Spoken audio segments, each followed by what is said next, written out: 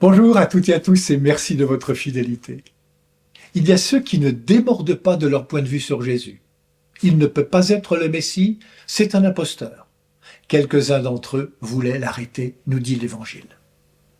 Il y a ceux qui se laissent interroger. Jamais un homme n'a parlé de la sorte.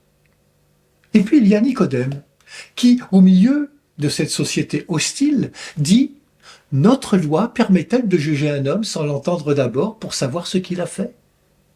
En prenant la défense de Jésus, cet homme écoute sans barrière ni arrière-pensée. On sait par l'évangéliste Jean que ce pharisien est allé trouver Jésus dans la nuit pour avoir une discussion de fond avec lui. Oui, Nicodème est un juif qui cherche la vérité avec humilité. Il a la capacité de s'ouvrir à une autre voie que celle de son entourage. Nous savons que Nicodème sera présent pour l'ensevelissement de Jésus. Une présence comme une parole silencieuse de foi. Jésus dérange aujourd'hui comme hier. D'un côté, ceux qui veulent le faire taire et de l'autre, ceux qui acceptent de l'entendre. Être disciple de Jésus et être soumis aux pressions et aux questions d'aujourd'hui.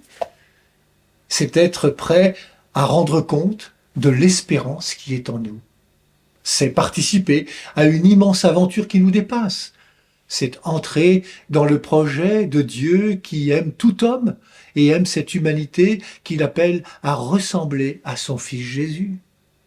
Comme l'écrivait Jacques Mérienne, prêtre du diocèse de Paris, Jésus est une parole efficace qui transforme celui ou celle qui l'entend et qui révèle à celui ou celle qui l'écoute que Dieu est proche, que Dieu est en chacun, du plus humble au plus brillant. Dieu est si proche de nous que nous sommes à notre tour ses filles et fils. Personne n'a parlé comme Jésus, mais dorénavant, notre parole sera le prolongement de la sienne si nous savons la prononcer avec autant d'amour. Bonne marche vers Pâques à toutes et tous, prenez bien soin de vous et des autres.